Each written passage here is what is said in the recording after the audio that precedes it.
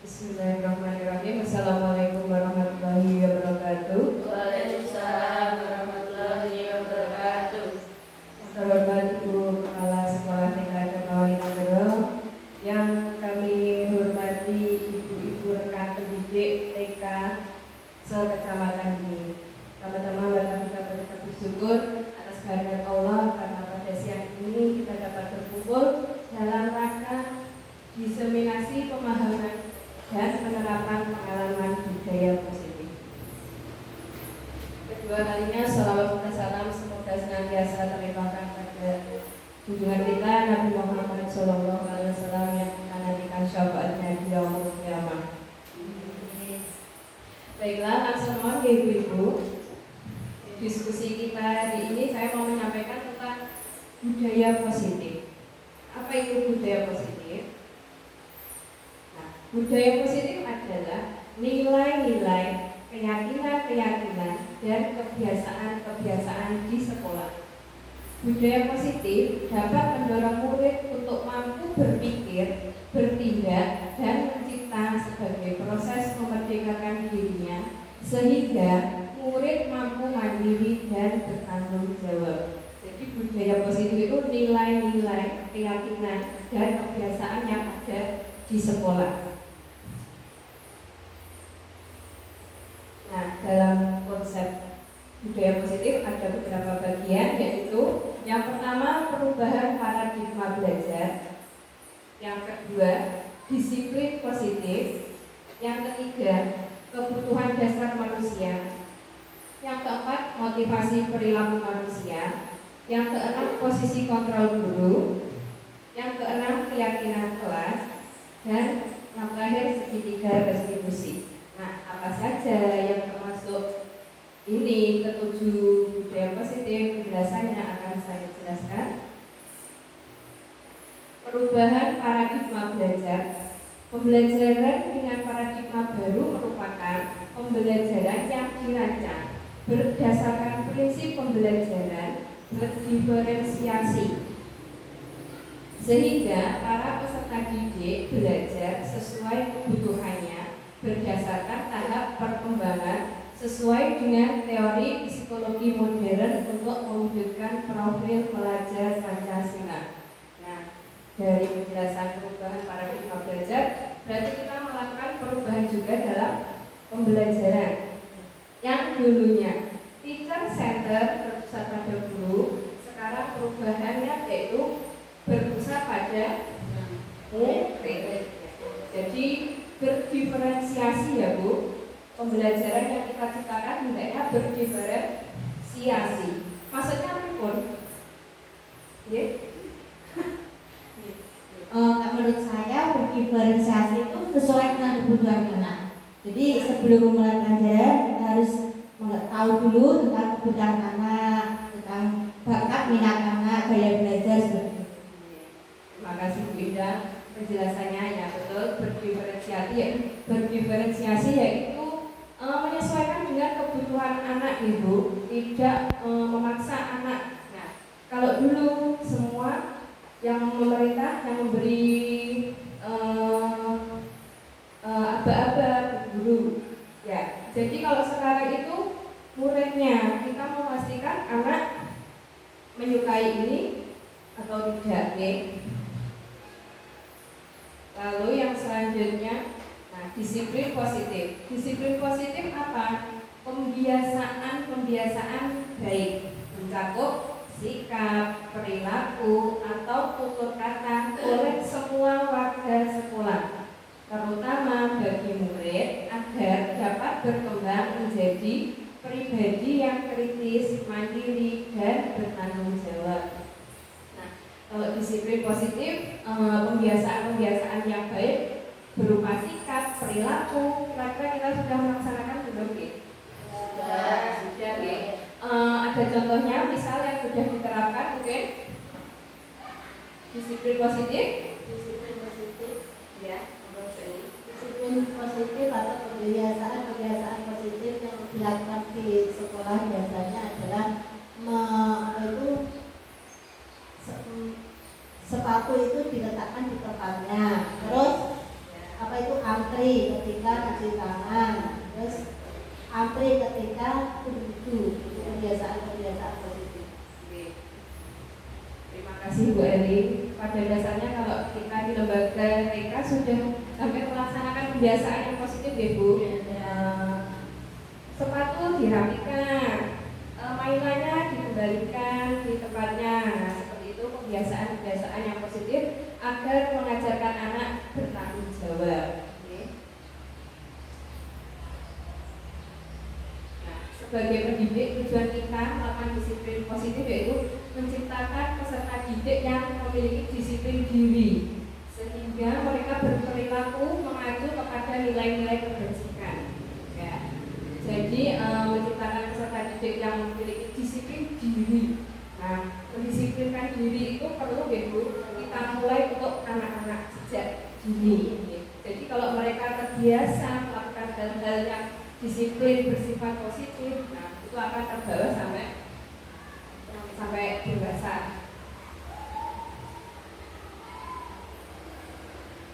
Nah, bagian kebudayaan positif yang ketiga yaitu kebutuhan dasar manusia. Kebutuhan dasar manusia merupakan sesuatu yang kita lakukan untuk mendapatkan apa yang kita inginkan. Seluruh tindakan yang kita lakukan memiliki tujuan. Semua usaha terbaik yang kita lakukan agar kebutuhan dasar kita terpenuhi dengan baik. Nah, kira-kira apa saja kebutuhan dasar manusia? Nah, yang pertama, kebutuhan bertahan hidup. Saja yang termasuk bertahan hidup. Nah, makanan, pakaian, tempat tinggal, keamanan, dan kesehatan merupakan kebutuhan untuk bertahan hidup. Yang selanjutnya yaitu kasih sayang dan rasa diterima. Seperti apa? Nah, rasa diterima, diperdulikan, berbagi, kerjasama, dan menjadi bahagia dalam kelompok. Nah, ini manusiawi sekali ya Bu. Kadang kalau dalam kelompok kita juga ingin diterima, ingin merasa bahagia, nggih, apa mboten? Atau malah kadang kalau di kelompok malah gak nyaman, dikucilkan. Ya, iya, kasih sayang dan rasa diterimanya belum dipenuhi berarti kalau belum bahagia dalam berkelompok. Nah, kebutuhan dasar yang ketiga yaitu penguasaan. Apa saja yang termasuk? Nah, harga diri, keinginan untuk dianggap, memimpin, berprestasi, diakui dan diterima. Nah, pada dasarnya semua manusia itu memiliki jiwa pemimpin. Betul? Ya. Kadang kalau sama suami ya ingin saya yang memimpin dalam rumah tangga seperti itu, nggih. Berarti semua manusia mempunyai kebutuhan yaitu penguasaan. Yang keempat, kebebasan. Apa saja yang termasuk kebebasan? Mandiri, memiliki pilihan, mencoba hal baru, dan mampu mengendalikan arah dirinya. Meskipun bebas, tapi tetap terarah ya kemana diri kita akan dibawa. Kebutuhan yang kelima, kesenangan. Nah, bermain, humor, antusias, dan tertawa. Kelima kebutuhan dasar manusia ini kita perlu buatan Bu? Sangat perlu ya. Jadi kita sebisa mungkin mendapatkan kelima kebutuhan kita sebagai manusia. Nah, yang keempat, motivasi perilaku manusia. Yang pertama ada hukuman. Hukuman itu ciri-cirinya yang pertama tidak terencana atau tiba-tiba. Yang kedua, murid tidak tahu apa yang akan terjadi. Yang ketiga, bersifat satu arah. Yang keempat, berupa hukuman fisik atau psikis. Kira-kira kalau di lembaga kita masih menerapkan seperti itu, betul? Ya, masih adakah yang memberi hukuman? Ada, alhamdulillah nih. Para hikmah berarti kita sudah berubah. Nah, ciri-ciri hukuman itu tidak terencana, tiba-tiba. Nah, Contohnya pripun nggih Bu, kok tidak terencana atau tiba-tiba? Sesuai dengan emosi kita mungkin.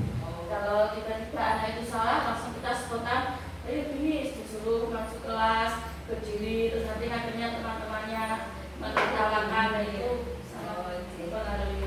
Betul, tidak terencana atau tiba-tiba Emosi kita tadi sesuai emosi kita saat itu melihat misalkan murid terlambat langsung emosi. Ya. Nah, dosen langsung menghukum dengan maju di depan kelas. Ya misalnya ya.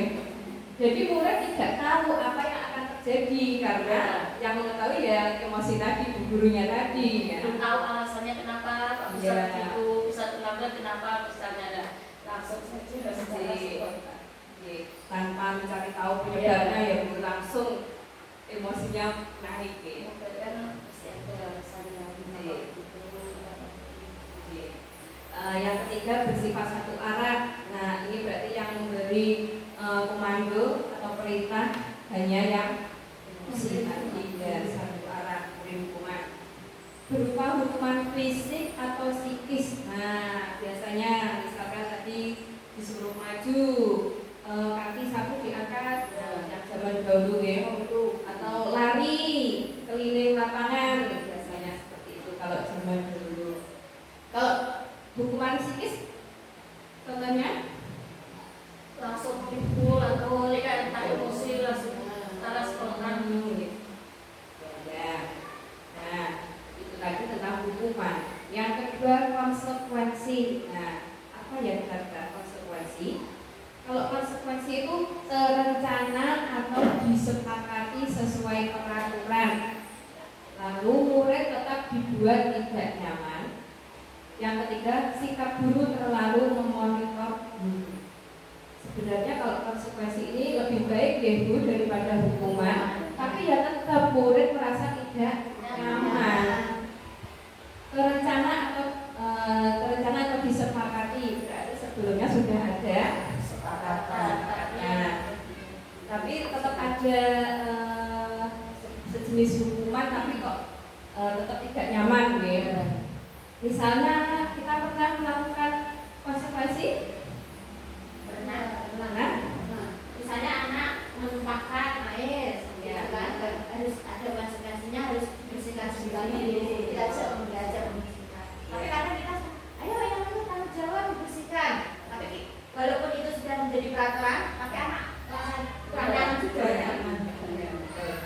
Kadang saya juga pernah kadang kalau setiap mau berdoa itu kadang kalau anak TK masih rame mawon jadi susah sekali untuk mengatur.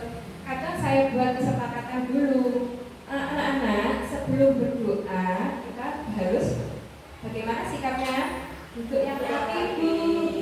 Nah selain duduk rapi apa? Tidak ngobrol Bu. Nah seperti itu jawabnya. Lalu kalau nanti ada yang ngobrol bagaimana? Nah mereka menjawab sendiri, keluar Bu. Nah seperti itu sejenis konsekuensi. Cerita deh, kalau saya fungsinya demi untuk menenangkan.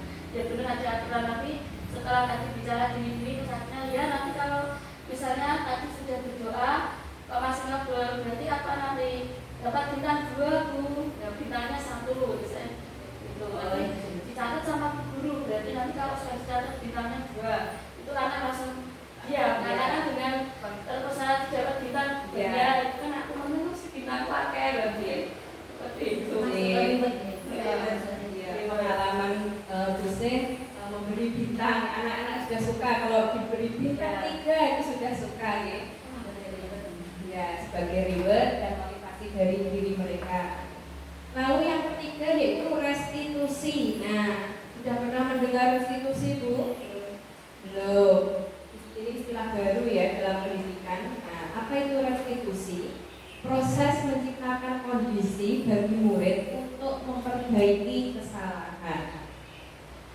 Lalu, proses kolaboratif yang mengajarkan murid untuk mencari solusi sendiri. Jadi menciptakan kondisi untuk memperbaiki kesalahan. Kesalahannya kita perbaiki ya, bukan kita hukum. Nah, yang kelima, posisi kontrol guru. Ada 5 posisi. Yang kedua, membuat merasa bersalah. Yang ketiga, teman. Yang keempat, pemantau. Yang kelima, manajer. Dari kelima posisi kontrol guru ini masing-masing apa ya pengertiannya. Nah, saya mempunyai video. Tolong jenengan amati ini ada 5 posisi kontrol. Jadi nanti kita bisa membedakan mana yang mendukung, memantau, membuat merasa bersalah.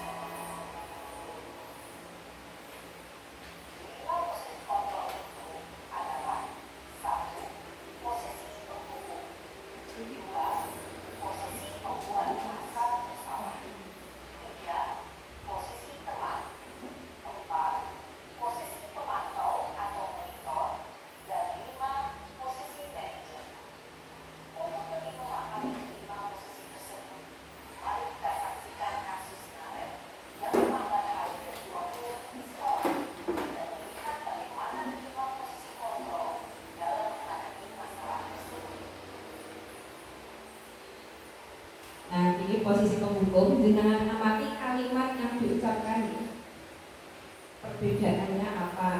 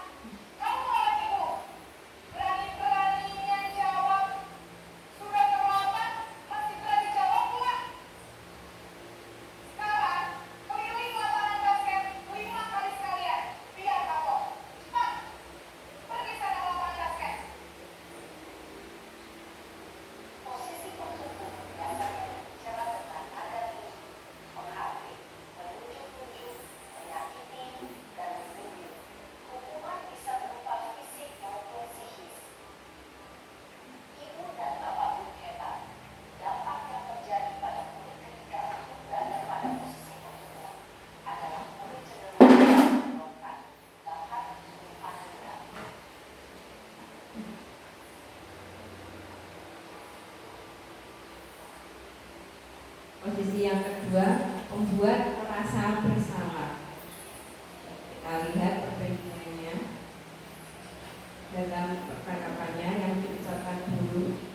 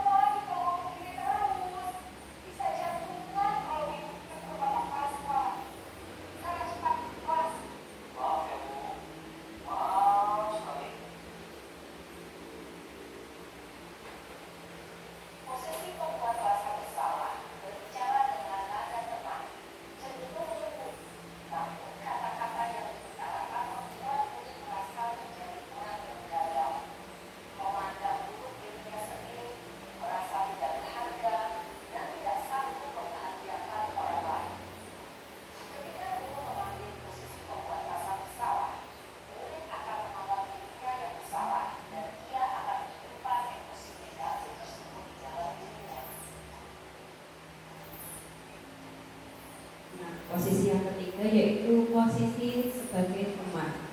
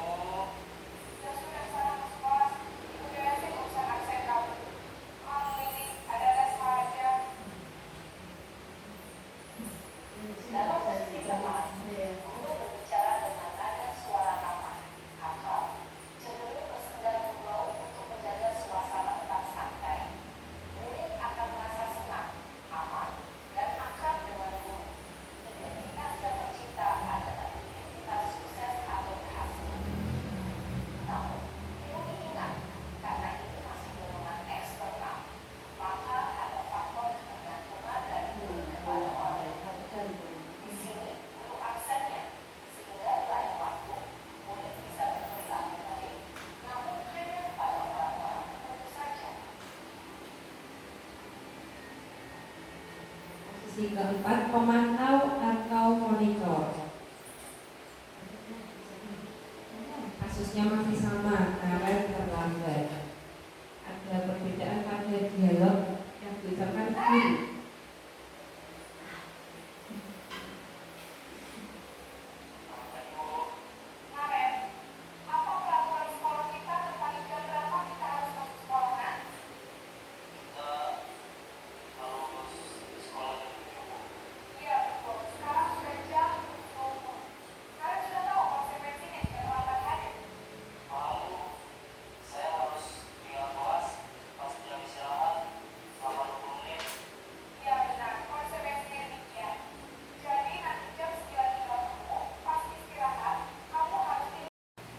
Setelah kita mengetahui 5 posisi kontrol guru, saya mempunyai pertanyaan.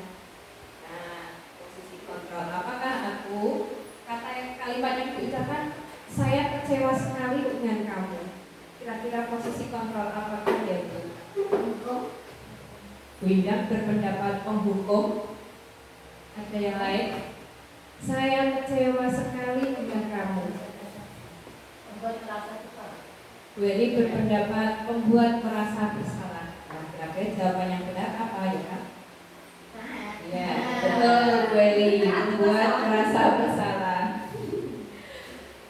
Selanjutnya, kamu tidak pernah melakukannya dengan benar. Sekarang keliling lapangan 3 kali. Jelas sekali ya Bu, ada hukuman yaitu keliling lapangan 3 kali. Nah, ini posisi penghukum.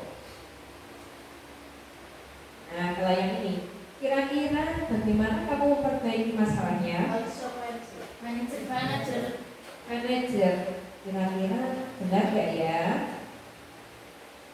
Iya, betul. Posisi manajer. Selanjutnya, nah, kalau yang ini, ayolah lakukan demi ibu. Pemantau. Ada lagi? Ayolah lakukan demi ibu. Nah, siapa yang jawab teman tadi? Ya, Bu Eli. 100 Bu Eli. Selanjutnya, nah, kamu terlambat 15 menit. Apakah kamu sudah mengerti konsekuensi yang dilakukan bila terlambat? Siapa Bu? Pemantau kan? Iya betul. Kalau pemantau itu berdasarkan tadi ya Bu, selalu berdasarkan peraturan atau tata tertib ya.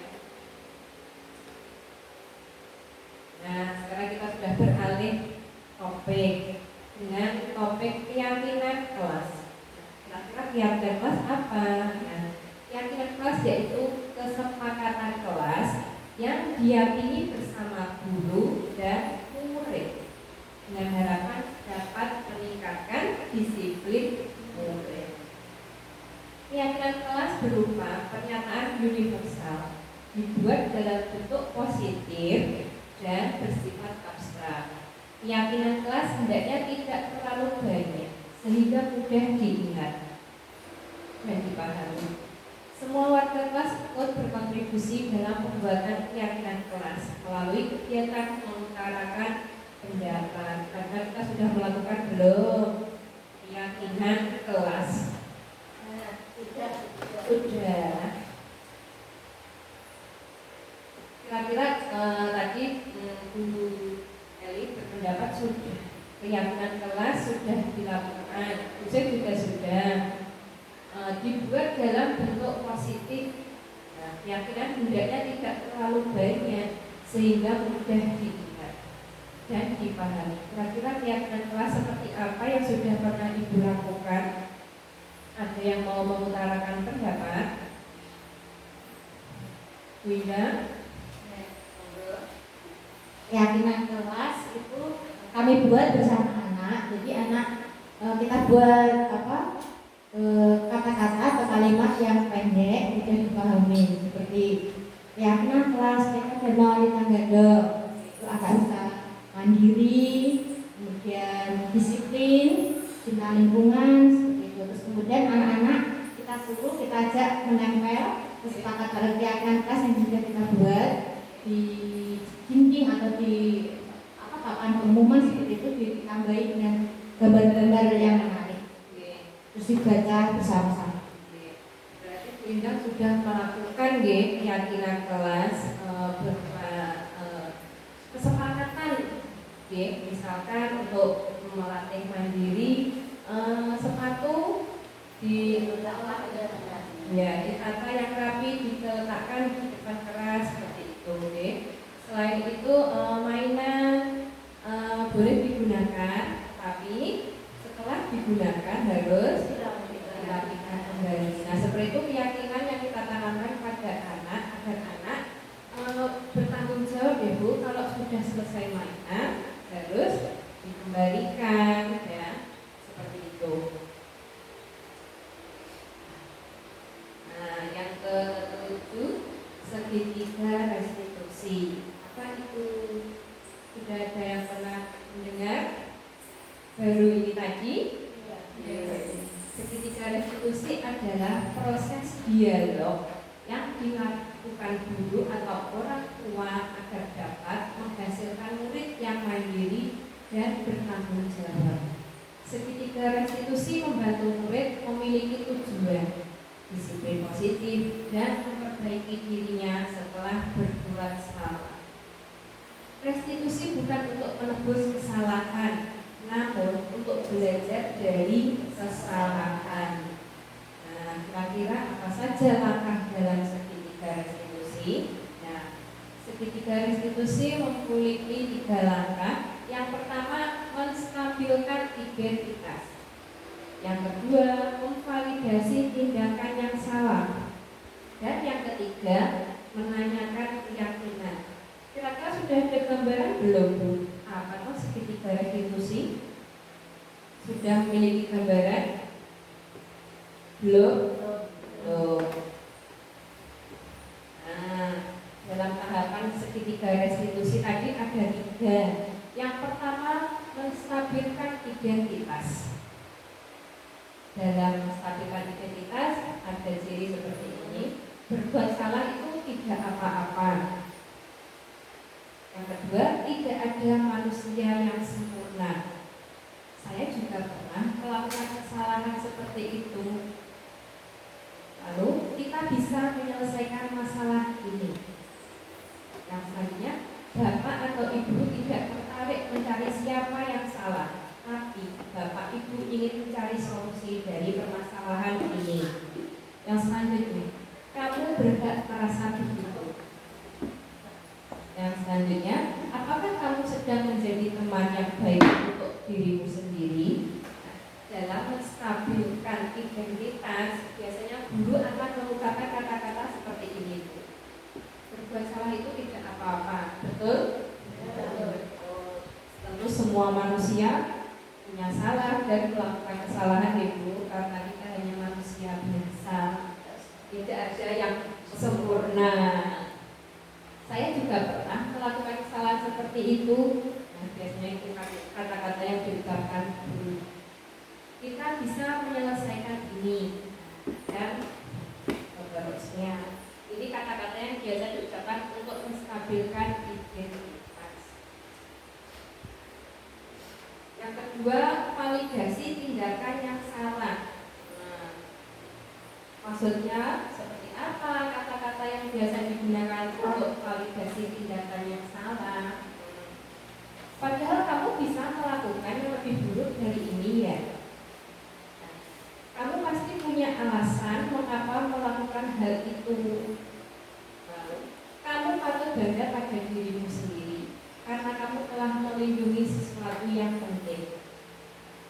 Kamu boleh mempertahankan sikap itu, tapi kamu harus menambahkan sikap yang baru.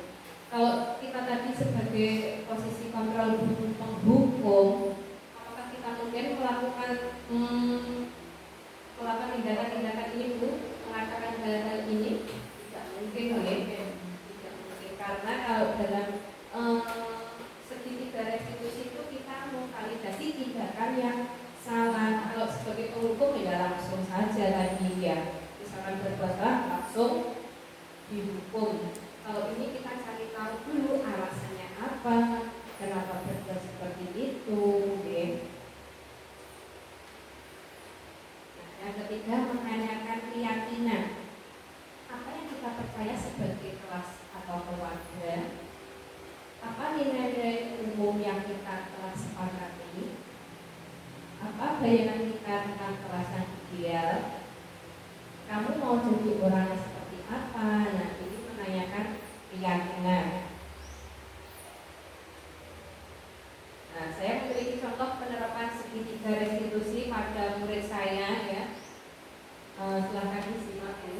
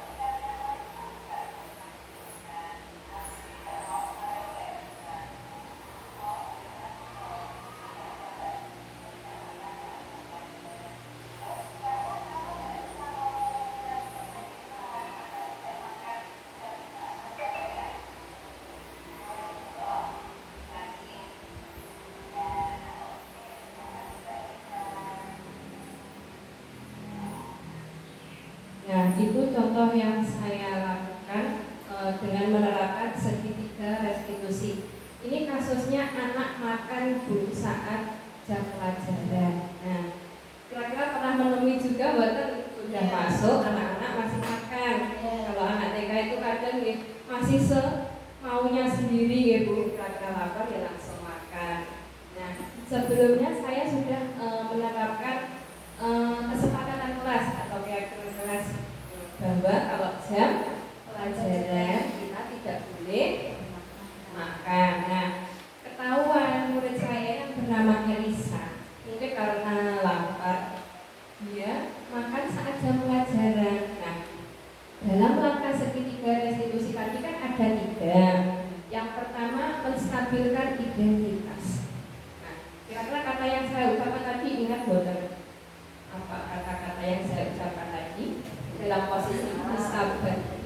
menstabilkan identitas.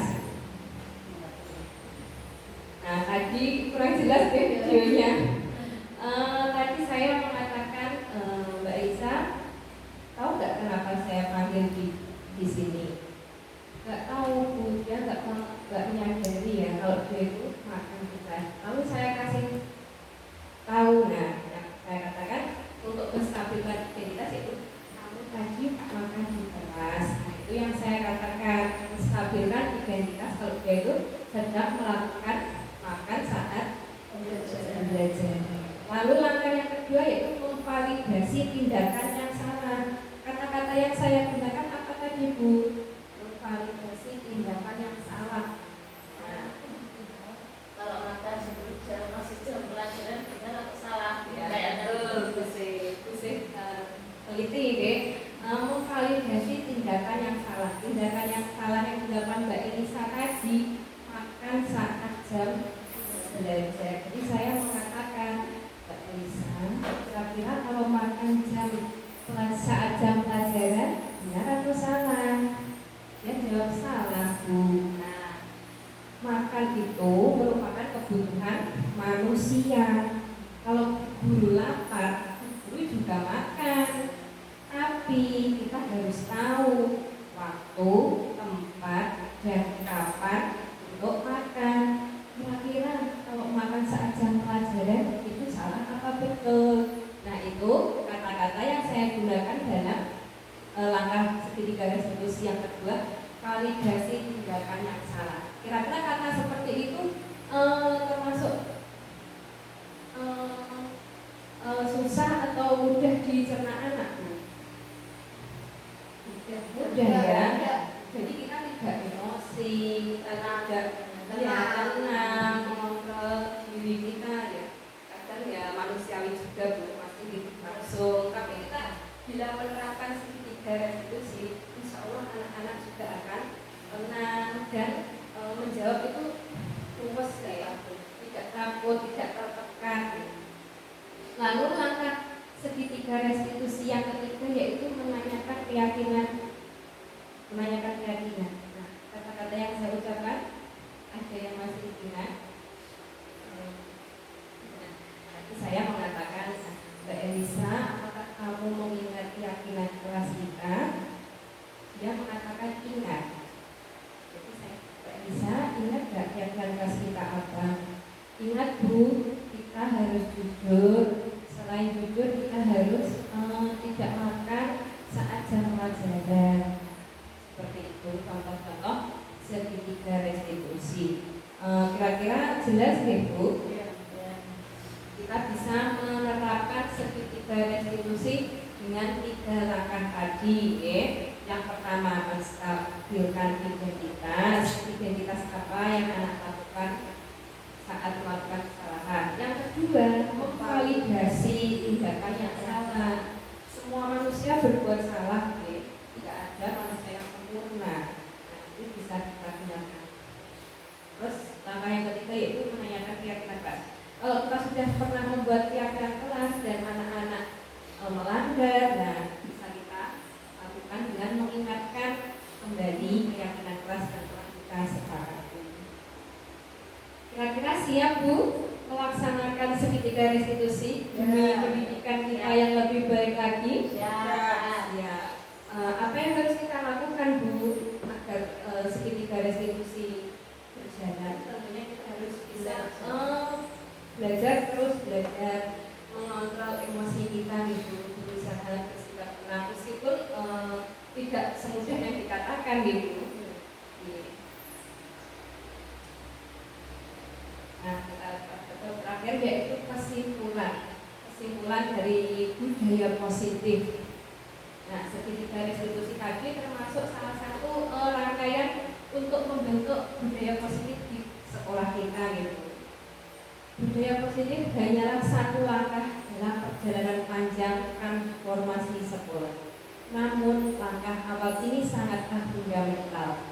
Dengan menggali filosofi segitiga restitusi, merumuskan keyakinan kelas, dan mempraktekkan strategi disiplin positif, kita memiliki bekal yang kuat untuk membangun sekolah impian di masa di mana setiap murid dapat belajar, bertumbuh dan berkembang dengan optimal. Nah, intinya seperti yang dijelaskan oleh Ki Hajar Dewantara bahwa kita berpusat pada murid, yang memerdekakan murid. Kita menghamba pada murid, bukan kita sebagai pemimpin, tapi murid yang akan kita pimpin.